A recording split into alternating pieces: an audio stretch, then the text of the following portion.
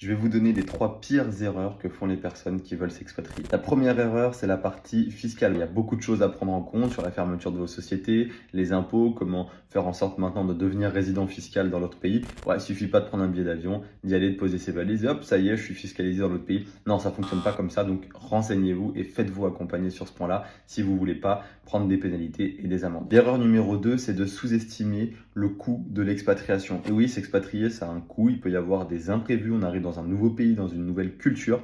Et donc, il y a forcément des choses que vous allez devoir payer, que vous n'avez pas forcément prévu ou quoi que ce soit. Le point numéro 3, c'est ne pas s'intégrer à la culture locale. Il y a beaucoup de personnes qui restent dans leur bulle d'expatriés, qui prennent pas le temps de comprendre vraiment la culture locale, de s'imprégner des mœurs du pays, ou même par exemple d'apprendre la langue. Et ça peut clairement vous freiner dans ce temps d'adaptation que demande une expatriation. Donc voilà, préparez-vous émotionnellement à l'expatriation parce que quand vous allez arriver, vous allez peut-être avoir des fois des doutes, des fois peut-être même des regrets, parfois même un petit peu d'anxiété. Voilà, c'est des choses qui sont normales, donc ne soyez pas trop dur avec vous-même les premiers mois. Prenez vraiment le temps de vous adapter, de vous acclimater au nouveau pays et tirer un bilan pas avant 6 mois, 1 an d'expatriation. Donc si vous avez un projet d'expatriation et que vous souhaitez être accompagné, commentez expat sous cette vidéo et je reviens vers vous directement.